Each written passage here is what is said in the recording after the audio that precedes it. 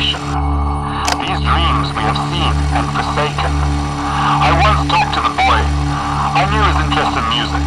I didn't know, though, that he'd go on to be a sensation, an athlete, one half of the Fulton youth.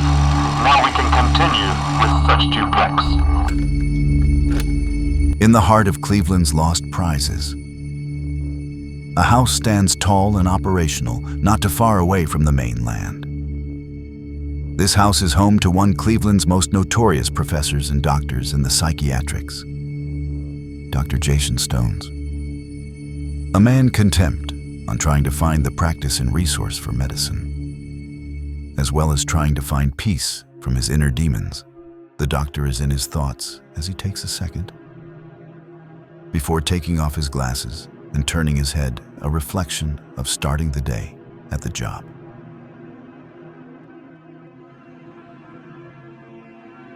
Inside, a place hollow for many. A wellness, but also a place where many patients suffer from circumstances out of their control. For some nurses, it's a haven. For others, it's a nightmare. Handling constant care of those suffering from mental illness, Dr. Stone arrives to begin his shift as he makes his way toward the parking lot. As he does, he has the face of concern, disgust, and perhaps even poignant. He loves his work, but it's the strain of affection between work and negative emotions in between. Though he keeps his mindset in a blue-collar state of mind. He knows where he works, what he's entering, and furthermore, another day, another one in which I can try to find something for someone. The doctor enters his office, puts on his coat, grabs his notes and folders. He begins his rounds, checking up on some patients in the psychosis unit to help evaluate. He sees the chaos around him, the mental mindset for so many lost patients, those who are in need of care. He thinks about certain things, one of which to keep his mind off, thinking about what he would do in this event. The patient suffers from schizophrenia, which in turn would make the mind completely huddle for loss. Suffering from the inside and losing from the outside. The doctor continues his day as he deals with several different patients throughout the day. One patient was admitted for brutally harming family members. The doctor is reminded of chaos. Another patient, wandering the streets of Cleveland, asking for his mother. The doctor is reminded of sympathy. Dr. Stones proceeds to go out for a cigarette break and looks straight ahead. He is keeping himself focused far away from any of the chaos from the inside. He's at a crossroads with his work.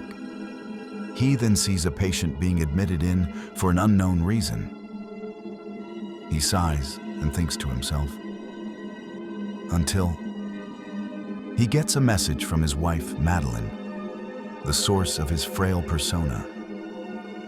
She advises him to bring home some pork chops. I had a dream last night. This dream was vivid, a little gloomy. I was sitting in a room studying my notes.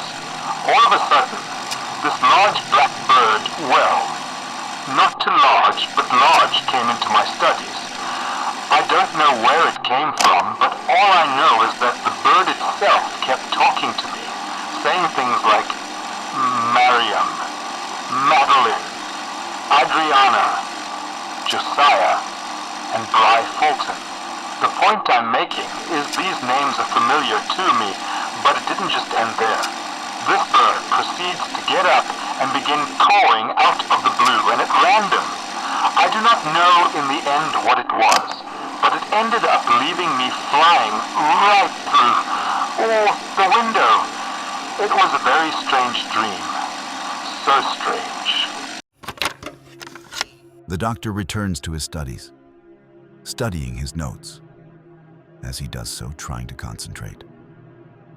A nurse steps in to talk to him. She explains that a patient in one of the rooms is refusing any help except for his. The patient in room 1023 will not take anyone's help except yours, good doctor. Please, you need to... Just give them a few doses of morphine and a sedative. They'll end relocating their thoughts. I am too busy right now to... She's refusing any help whatsoever from anyone, even orderlies, Dr. Stones. You need to go in there and check on her. It's important. Nonsense. But I will. Keep in mind that this does impact the way the trade here does work. The doctor heads to the room and prepares his notes. Though he's concerned and a little weary, he knows that if anything were to happen, he knows who to call. He takes one look at the room number before entering in. He enters in and he sees the patient, Maryam Fulton, reduced to a straitjacket. She sits waiting for him. Dr. Stones is a little intimidated but carries on. Hello, I'm Dr. Jason Stones. I will be your practitioner today. So tell me, of all the happy-go-lucky doctors, do you decide to want to speak to me, eh? What about me so interesting, Miss? Maryam Fulton. I was born in the 80s and was abandoned by my father and mother, who ironically was also a practitioner. Well, I can assure you you're safe here from the horrors you've had to witness. Now tell me something, Miss Fulton. Why did you bring yourself here? In my notes, it shows you self-requested. Because I know it's you. I remember the lab coat. I remember when you handed me off to a bunch of strangers. Enough! This is nonsense coming from someone like you.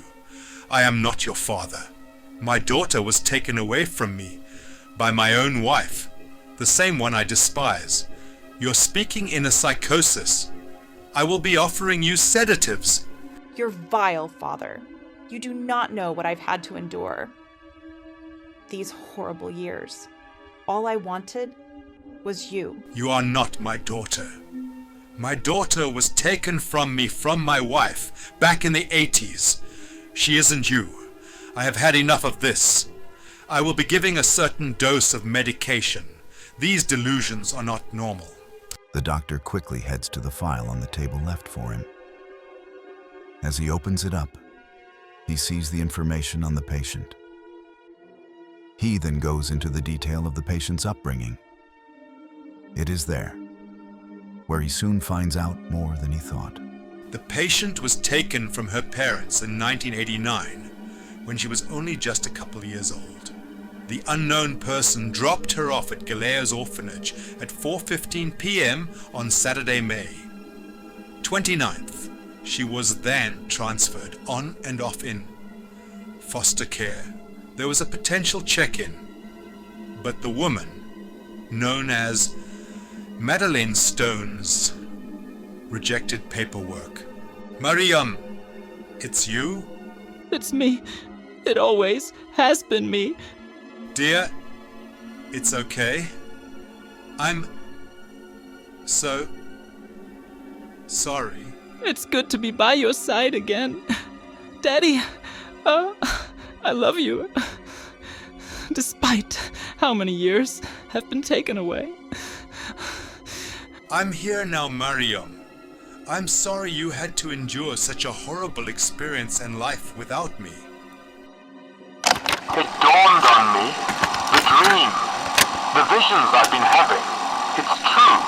It's also true. She is alive. My Maryam's alive. She's just so broken. I finally figured out why the others were mentioned and the purpose of the crow. Now, we must find my only granddaughter. The vision has come to life. The intake to Psych unit.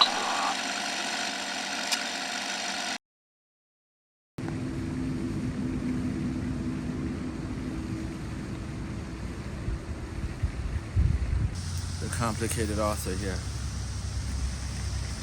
Chapter 7. The intake to the Psych unit. This is an interesting chapter. I'm gonna tell you why. This is where semi-family reunion occurs indirectly. Dr. Stones, one of the biggest psychiatrists in Cleveland, Ohio, is a great doctor, very successful, but also he's living with major regret. Major regret. years ago, him and his wife, Madeline Stones,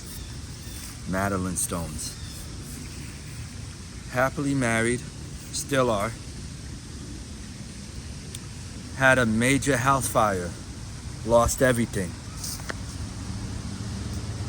Their child wasn't developing on how they want them to develop. The expectation of the child developing didn't meet what they were looking for. So they abandoned the child.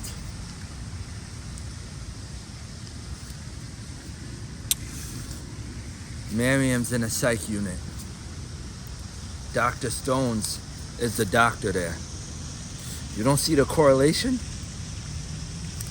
Maryam claims to be an orphan. Dr. Stones is living in regret giving up his child. It's not clicking, the math is not. It's gonna be an interesting episode, interesting chapter of Writing My Soul Away, Season 2, A Crow's Monologue.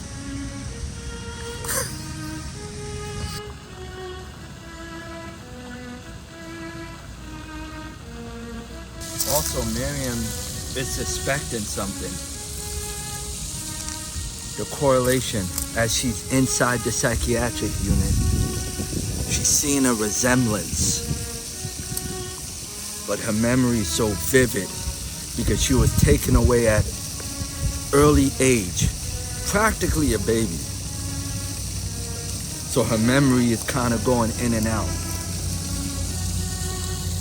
Madeline Stone is just living off of Dr. Stone's fame and fortune. Just a narcissistic housewife, I may say. Living her life and enjoying everything and taking everything in. But it tells me what happens next. What happens when Dr. Stones and Maryam come face to face? We could only find out and tune in.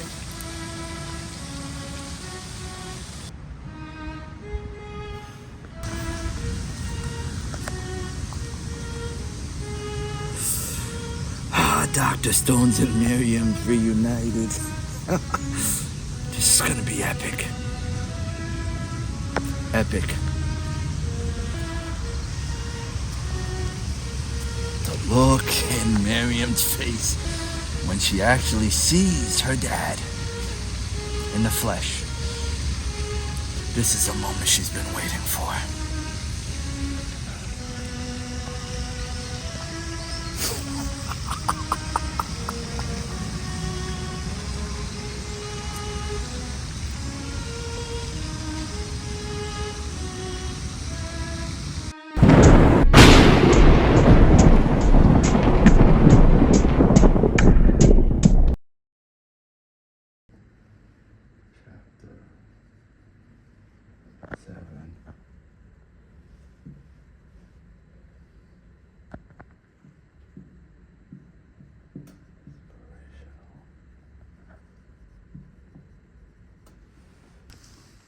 Dr. Stones,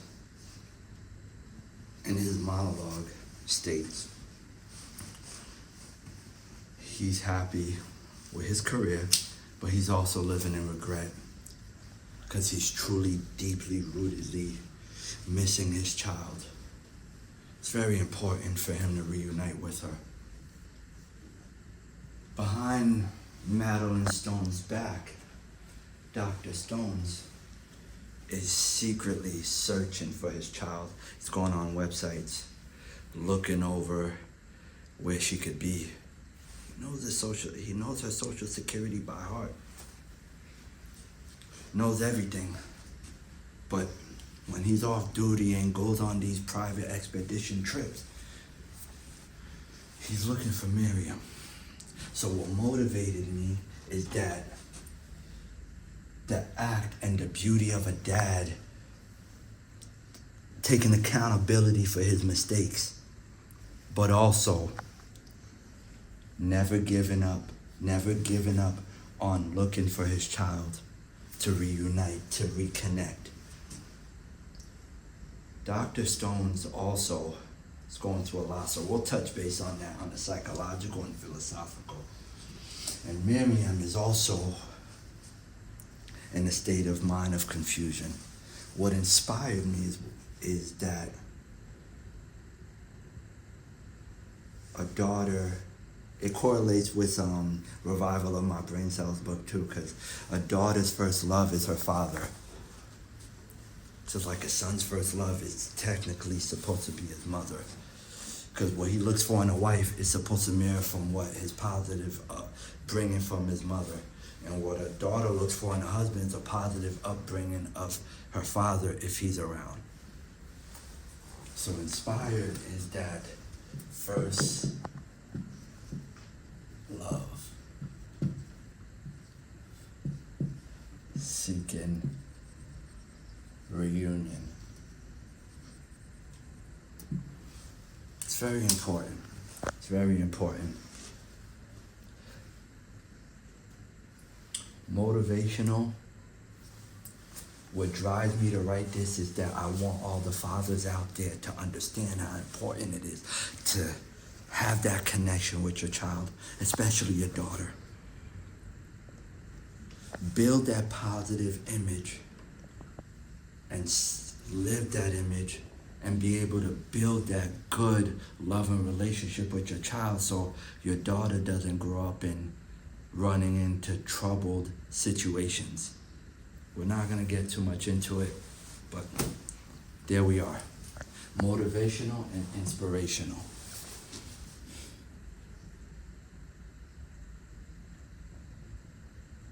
It's funny, we're talking psychological and we're talking about a psychiatrist, right? Stone's mental state. Maryam's psyche. So Dr. Stone's mental state and Maryam's psyche. So Dr. Stone, ever since giving up his daughter, he has not been the same. Throughout the whole marriage, he has been miserable, not feeling like he doesn't want to live anymore, feeling like there's no purpose of living, feeling like living in this universe and his career and everything that he does is pointless. There's a hole in his heart, metaphorically. There's multiple holes. He's not happy in his marriage.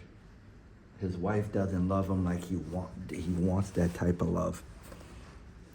And he doesn't have his beautiful child with him. Maryam is miserable in her marriage because when she got married, they eloped through a courthouse. It wasn't a big wedding. She didn't have the support from her mother during the wedding. She didn't have the traditional wedding structure. Her father didn't get to walk her down the aisle. So imagine how Maryam feels forever. This is why she's careless. This is why she's numb. This is why she's the way she is. Her foster parents mistreated her. They took from her. They abused her. Maryam had nobody to turn to. She relied on Josiah, but Josiah is just a working horse that he doesn't have the capability to sit down and understand Maryam. Josiah has issues of his own that he's trying to resolve through depression. His mother has memory issues, dementia. Josiah is dealing with the loss of his brother Bry, even though Bry is revealed as the crow, but still, Bry's time in this realm is temporary. It's temporary. It's not forever. This is not an official comeback. So Maryam has no support, no stability, no love, nothing. Dr. Stones, no support, no stability. He has the fortune. Maryam's making good money too as a teacher. She's miserable, he's miserable. This is where they correlate. Philosophical.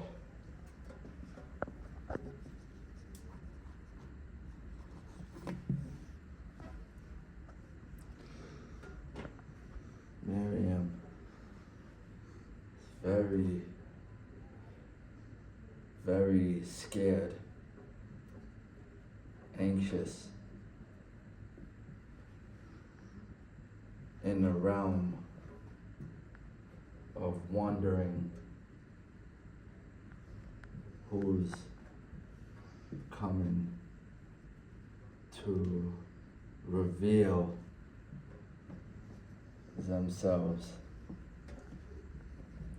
as her parents. She's still looking, and she's very philosophical. She's very no, she's not philosophical. She's she's scared. She feels like she wants to give up. Dr. Stones is not unflinched, not philosophical at all. Dr. Stones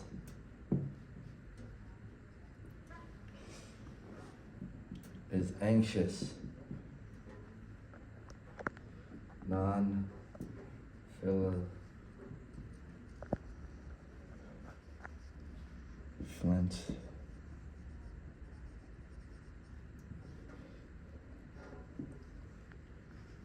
He feels like he's waiting on never. He feels like he's never gonna. He may think that Maryam's gone forever.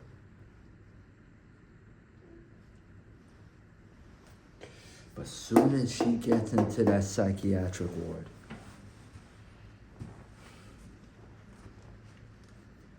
the revelation begins. Dr. Stones recognizes the eyes. He recognizes the face features.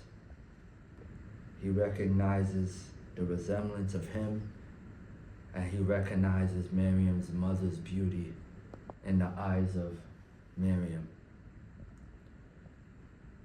His pen drop as he does the intake. Heart drops. Emotions is just through the roof. Walks out. Doesn't know where to put himself.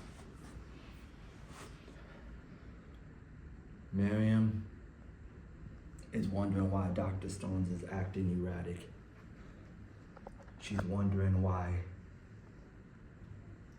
Dr. Stones stormed off during the intake. She's confused, but also it's coming back to her. Because every older man she comes across, she's wondering, she's matching certain features, could my father look like this?